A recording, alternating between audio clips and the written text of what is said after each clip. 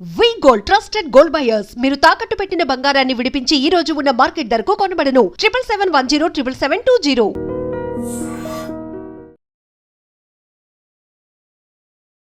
ఐడ్రీమ్ ప్రేక్షకులకు నమస్తే. నేను ఉదయశ్రీ. వంటింటి వైద్యానికి care of address senior ayurvedic వైద్య నిపుణులు డాక్టర్ చిట్టిబొట్ల మధుసూదన శర్మ గారు మనతో ఉన్నారు. డయాబెటీస్తో చాలామంది బాధపడుతూ ఉన్నారు. మరి డయాబెటీస్ రాకుండా ఎలాంటి జాగ్రత్తలు తీసుకోవాలి, ఒకవేళ డయాబెటీస్ వస్తే ఇంట్లో చిట్టి చిట్కాలతో ఎలా కంట్రోల్లో ఉంచుకోవాలి అడిగి తెలుసుకుందాం. నమస్తే సార్. నమస్తే. సో డయాబెటీస్ మనం ఇందాక అనుకున్నట్లు ఇప్పుడు వరల్డ్ నెంబర్ 1 అగ్రస్థానంలో మన ఇండియానే ఉంది. కేసెస్ అట్లా పెరిగిపోతూ ఉన్నాయి. ఎందుకు ఇండియాలో మెయిన్గా ఇన్ని కేసెస్ పెరగడానికి ప్రధాన కారణం ఏంటి అంటారు? తీసుకునే ఆహార విధి విధానం మారిపోయిందమ్మా. పాశ్చాత్య సంస్కృతి ప్రభావం విపరీతంగా పెరిగిపోవడం ప్రధానమైన కారణం. అంటే మనం తీసుకునే ఆహార పదార్థాల్లో కార్బోహైడ్రేట్స్ విపరీతంగా వాడుతున్నామమ్మా. సో కార్బోహైడ్రేట్స్ ఎక్కువ వాడుతూ ఫైబర్ ఫుడ్ తగ్గించడం వల్ల ఈ యొక్క సమస్య కలుగుతుంది. రెండవది వాతావరణ కాలుష్యం యొక్క ప్రభావం చేత కూడా ఈ షుగర్ వ్యాధి ఇండియాలో విపరీతంగా పెరిగిపోతుంది. ఇంకొకటి మానసిక ఒత్తిడి. సో ఈ మెంటల్ టెన్షన్స్, ఈ మానసికమైన ఇబ్బందులు ఉన్నటువంటి పరిస్థితి ఎక్కువగా ఉండడం చేత కూడా ఈ యొక్క పరిస్థితి మనకు ఎక్కువ రోజు రోజుకు విపరీతంగా సంఖ్య పెరిగిపోయేటువంటి పరిస్థితి ఏర్పడుతుందమ్మా. సార్ పిల్లల్లో కూడా వస్తుందిగా డయాబెటీస్. మళ్ళీ ఈ డయాబెటీస్లో 2 రకాలు ఉంటాయి. ఒకటి టైప్ 1 టైప్ 2 అని చెప్పేసి 2 రకాలమ్మా. సో టైప్ 1 డయాబెటీస్ అని చెప్పేసి సర్వసాధారణంగా చిన్నపిల్లల్లో ఎక్కువ శాతం మందిలో వచ్చేటువంటి డయాబెటీస్ అంతా టైప్ 1 అమ్మా. అంటే ఇన్సులిన్ డిపెండెంట్ డయాబెటీస్ అంటారు.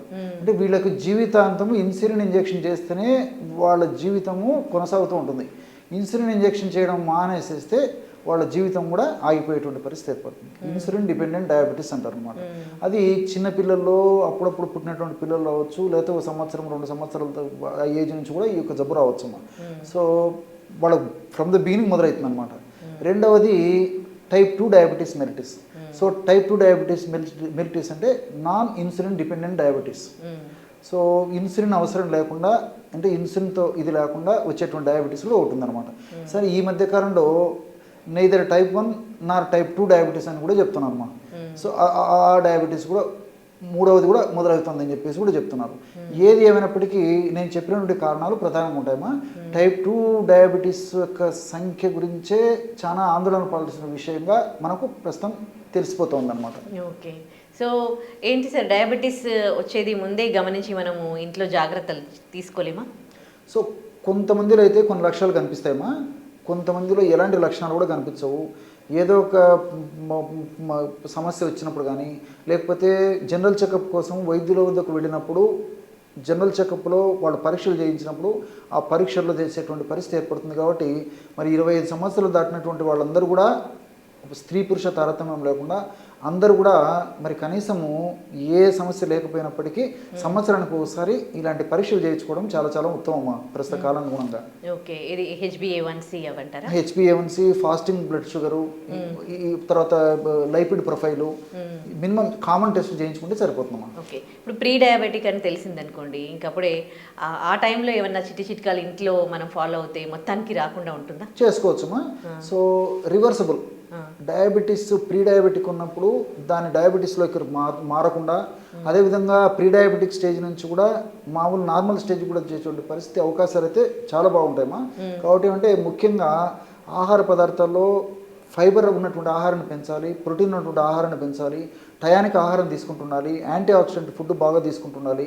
అదేవిధంగా ఇలాంటి వాళ్ళు మరి ఖచ్చితంగా తీసుకునేటువంటి ఆహారంలో కనీసము 10 to 15% వరకు ఈ రా ఫుడ్ అంటే వెజిటబుల్స్, సలాడ్స్ ఇవి బాగా తీసుకుంటుండాలి.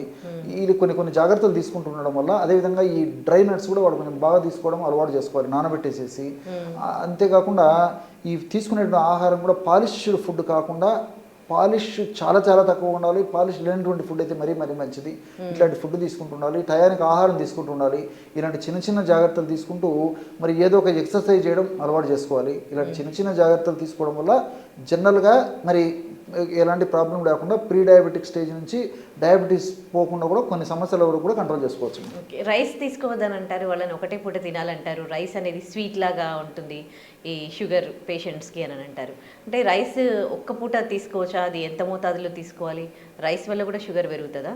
మరి మన పూర్వకాలం పెద్దలు రైస్ తినే కదమ్మా, మరి వాళ్ళకి షుగర్ రాలేదు కదా. అదే కదా, చాలా మందికి ఒక లాజిక్ నేను చెప్తాను. సో వాళ్ళు తీసుకున్నారు రైసు, మనం తీసుకుంటున్నాం. వాళ్ళు రైస్ తీసుకునేటువంటి తినే విధానం వేరే అయిపోయింది, వాళ్ళు వాడేటువంటి రైస్ పద్ధతి వేరైంది, మనం వాడేటువంటి పద్ధతి వేరైంది. వాళ్ళు ముడి బియ్యం వాడేవాళ్ళమ్మా. ఆ రోజుల్లో పూర్వకాలము రైస్ తిన్నప్పటికీ ముడి బియ్యం వాడేవాళ్ళు. ముడి బియ్యంలో ఫైబర్ బాగా ఉండేది, సెలెనియం ఉండేది, అదేవిధంగా సూక్ష్మ పోషకాంశాలు ఎక్కువ ఉండేవి.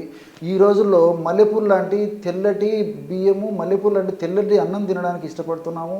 వాటి మీదనే మనకు కాంక్ష ఉంది, అదే అలవాటు పడిపోయాం కాబట్టి ఈ యొక్క సమస్య కలుగుతుంది. ఎందుకంటే ఈ ఫైబర్ ఎక్కువగా ఉన్నటువంటి ఈ ధాన్యాన్ని తీసుకోవడం వల్ల త్వరగా జీర్ణం కాకుండా ఉంటుంది కాబట్టి, త్వరగా అది షుగర్ కింద మారకుండా ఉండేదానికి అవకాశం ఏర్పడుతుండేది. కాబట్టి పెద్దల్లో షుగర్ ఈ పద్ధతిలో ఉండేది కాదమ్మా. 3 పూటలు తినేవాళ్ళు. ఎగ్జాక్ట్లీ, వాళ్ళకి శారీరక శ్రమ కూడా ఉండేది.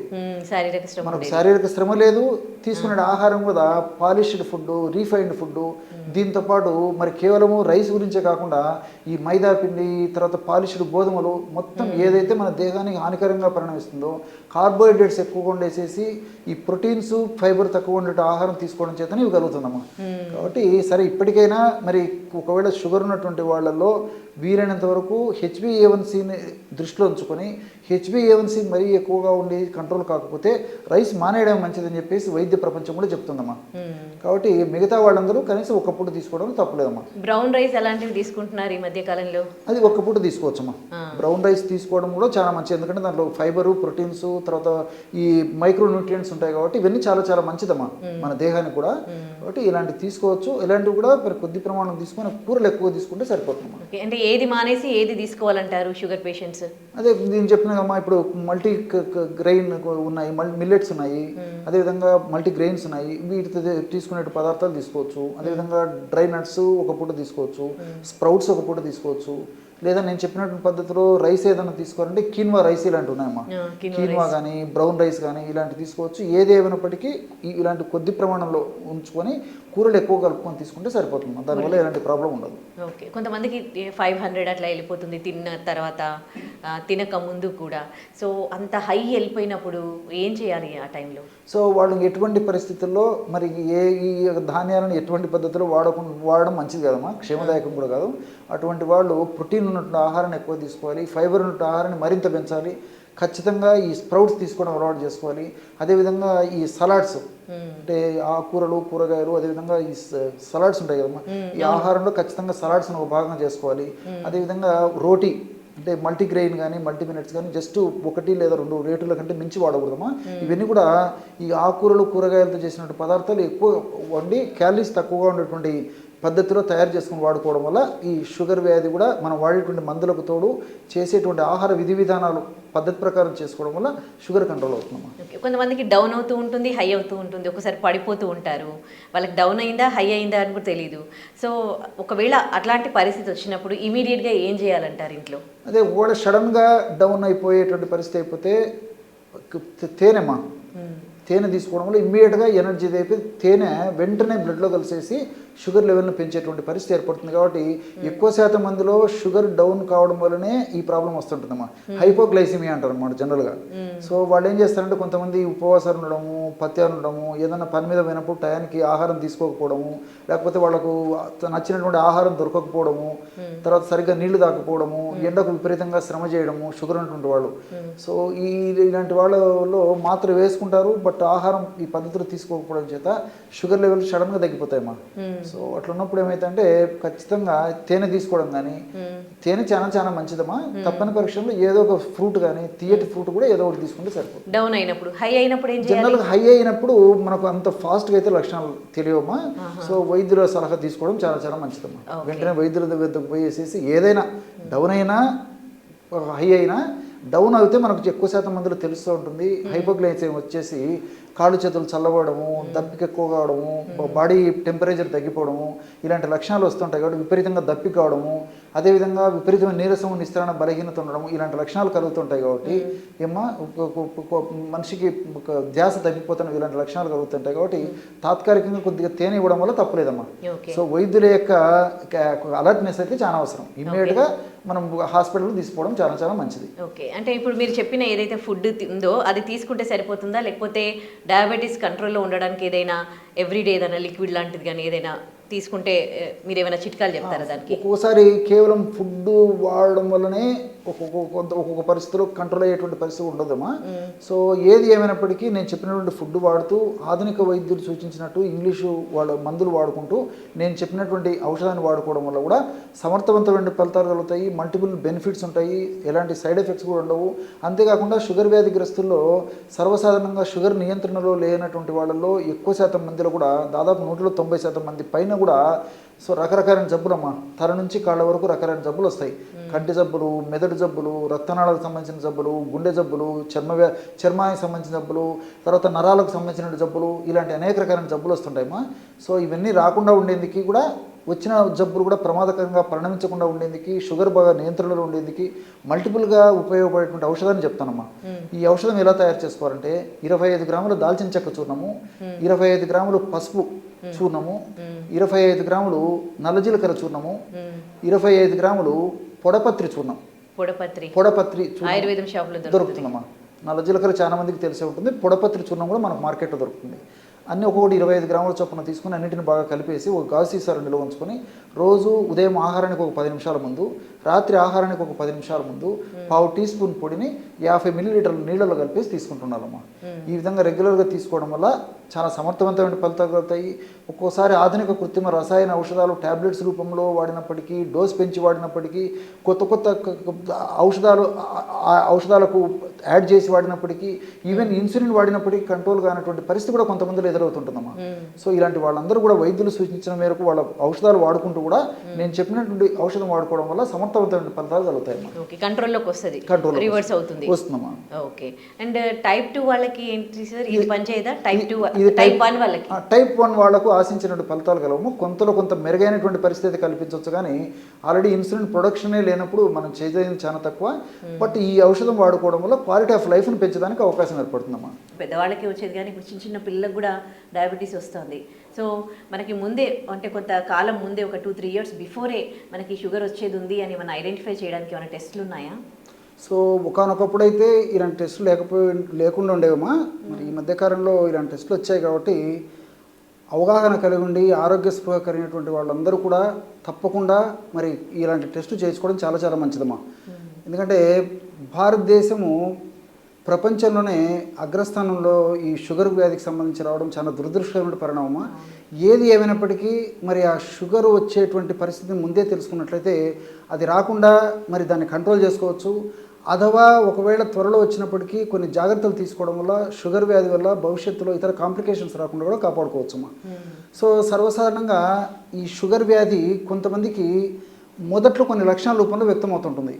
కొంతమందికి సైలెంట్గా ఎలాంటిది లక్షణాలు కూడా ఉండవు. ఒక స్థాయికి వచ్చిన తర్వాతనే కొన్ని లక్షణాల ద్వారా ఈ వ్యక్తికి షుగర్ ఉందని చెప్పేసి కూడా తెలుస్తూ ఉంటుంది అన్నమాట. సో పూర్వకాలం అయితే దాదాపు ఏదో 50 సంవత్సరాలు లేదా 60 సంవత్సరాలు దాటినటువంటి వాళ్ళలో షుగర్ వ్యాధి వచ్చేది, చాలా అరుదుగా వచ్చేది. షుగర్ వ్యాధి ఉన్నటువంటి వాళ్ళని వెతకాల్సినటువంటి పరిస్థితి ఏర్పడేది. కానీ ఈ రోజుల్లో షుగర్ వ్యాధి లేని వాళ్ళని వెతకవలసినటువంటి దుస్థితి ఏర్పడిందమ్మా. చిన్న వయసు వాళ్ళకే వస్తుంది. ఇది చాలా బాధాకరమైన విషయము. 20 సంవత్సరాలు దాటినటువంటి వాళ్ళలో కూడా ఎవరికి ఏ టైంలో ఈ షుగర్ ముప్పు వస్తుందని చెప్పేసి భయానికి గురి చేసేటువంటి పరిస్థితులు ఈ మధ్యకాలంలో మనకు చాలా కనిపిస్తున్నాయమ్మా. సో దీనికి సంబంధించి ప్రధానంగా 3 పరీక్షలు చేయించుకోవాలమ్మా. సో ప్రతి ఒక్కరు కూడా ఇంచుమించు 20 సంవత్సరాలు దాటినటువంటి వాళ్ళందరూ కనీసం 6 మాసాలకు ఒకసారైనా, లేదంటే కనీసం సంవత్సరానికి ఒకసారైనా ఖచ్చితంగా ఇప్పుడు మనం చెప్పుకోబోయేటువంటి పరీక్షలు చేయించుకోవాలి. ఆ పరీక్షలు, ముఖ్యమైనటువంటి పరీక్షలు ఏంటంటే HbA1c ఫస్ట్ పరీక్షమ్మా. ఈ HbA1c అనేటువంటి పరీక్ష షుగరు గత 3 మాసాల్లో మన బాడీలో ఎట్లా మెయింటైన్ అవుతుంది, షుగర్ యొక్క సగటు బ్లడ్లో ఎంత ఉంది అని చెప్పి తెలుస్తుందమ్మా. లేదంటే ఏమవుతుందంటే ఈ షుగర్ కూడా దేహధర్మాల్లో భాగంగా దైనందిన జీవితంలో ఉదయం నుంచి రాత్రి దాకా రకరకాలుగా ఫ్లక్చువేషన్స్ జరుగుతుంటాయి. అంటే పరిగడుపున ఒక రకంగా ఉంటుంది, మధ్యాహ్నం ఒక రకంగా ఉంటుంది, సాయంత్రం ఒక రకంగా ఉంటుంది, రాత్రి ఒక రకంగా ఉంటుంది, భోజనానికి ముందు ఒక రకంగా ఉంటుంది, భోజనం తర్వాత ఒక రకంగా ఉంటుంది, లేకపోతే మనం ఎక్కువగా ఆలోచనలకు మానసిక ఒత్తిడికి గురైనప్పుడు ఒక రకంగా ఉంటుంది. కాబట్టి వేరియేషన్స్ ఎక్కువ ఉంటాయమ్మా షుగర్ టెస్ట్ చేయించుకున్నప్పటికీ. ఈరోజు మార్నింగ్ 7 గంటలకు షుగర్ టెస్ట్ చేయించుకొని రేపు 7 గంటలకు టెస్ట్ చేయించుకుంటే అందులో తేడా ఉంటాయి. సో అలా కాకుండా HbA1c అనేటువంటి టెస్ట్ని చేయించుకున్నప్పుడు ఏమంటే 3 నెలల సగటు తెలిసిపోతుంది అనమాట. కాబట్టి HbA1c టెస్ట్ 5.7 లోపే ఉండాలమ్మా. సో 5.7 నుంచి 6.4 లెవెల్, ఆ లెవెల్లో ఉన్నప్పుడైతే కొంచెం ప్రీ డయాబెటిక్ కూడా మనం డెవలప్ పడాల్సి వస్తుంది అనమాట. సో ఆ విషయాలలో మాత్రం కొంచెం జాగ్రత్తగా ఉండాలి. అది నెంబర్ 1 HbA1c. రెండవది ఏంటంటే ఆ HbA1c టెస్ట్ కూడా ఎప్పుడైనా చేయించుకోవచ్చమ్మా. సో చాలామందికి డౌట్ వస్తుంటుంది, ఎప్పుడైనా చేయించుకోవచ్చు. చాలామందికి డౌట్ వస్తుంటుంది కాబట్టి అది కూడా క్లారిఫై, ఏ టైంలో చేయించుకోవచ్చు, ఇదే టైం చేయించుకోవాలని కూడా ఏం లేదు. బట్ ఉదయం పూట చేయించుకుంటే మంచిది. రెండవది ఇన్సులిన్ టెస్ట్. బ్లడ్లో ఇన్సులిన్ ఎంత ఉందని చెప్పేసి తెలుసుకునేదాన్ని చేసేటువంటి పరీక్ష ఇన్సులిన్ టెస్ట్ అమ్మా. అది పరిగడుపున చేయించుకోవాలమ్మా.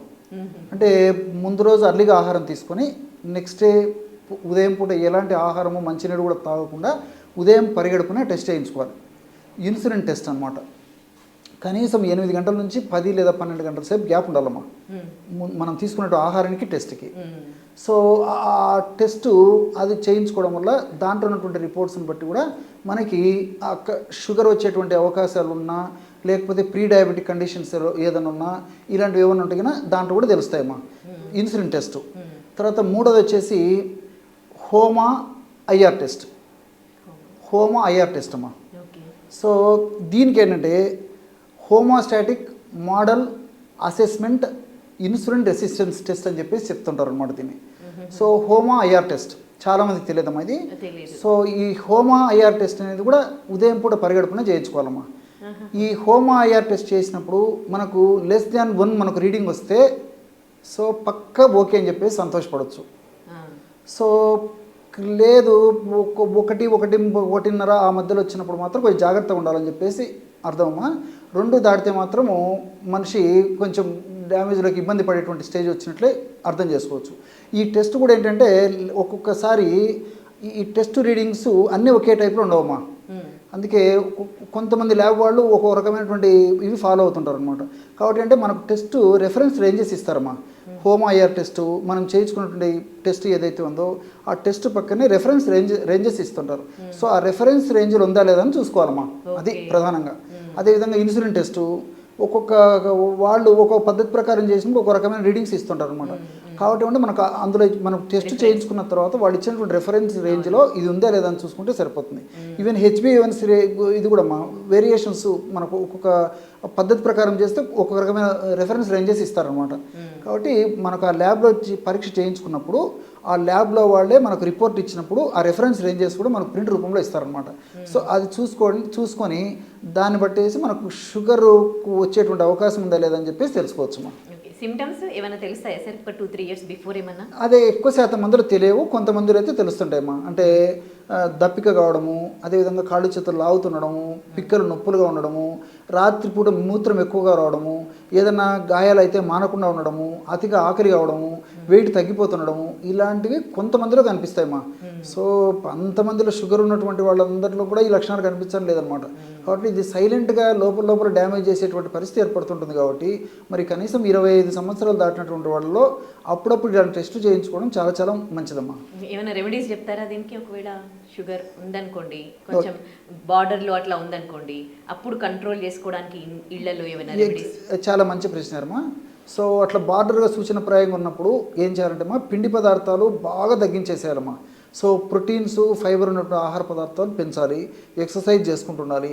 దీనితో పాటు సింపుల్గా మన ఇంట్లో ఉండేటువంటి రెమెడీ ఏదంటే అమ్మా, రాత్రి పడుకునేటప్పుడు ఒక గ్లాస్ మజ్జిగమ్మ, పల్చటి తాజా మజ్జిగ ఒక గ్లాస్ తీసుకొని అందులో 2 లేదా 3 టీ స్పూన్స్ మెంతులు వేసేసి ఉదయం వరకు అలాగే నానబెట్టేసి ఉదయం పూట మొత్తం కలిపేసేసి మెంతులతో సహా మజ్జిగను తాగేసేయాలి. ఈ విధంగా రెగ్యులర్గా చేస్తూ ఉండడం వల్ల మెంతుల్లో ఉన్నటువంటి వివిధ రకాలైన రసాయన పదార్థాలు, ఔషధ గుణాలు షుగర్ వ్యాధి రాకుండా ఉండేందుకు కాపాడుతాయి. షుగర్ వ్యాధి వల్ల ఒకవేళ వచ్చినప్పటికీ షుగర్ వ్యాధి వల్ల ఇతర అవయవాలు డ్యామేజ్ కాకుండా ఉండేందుకు కాపాడుతాయి.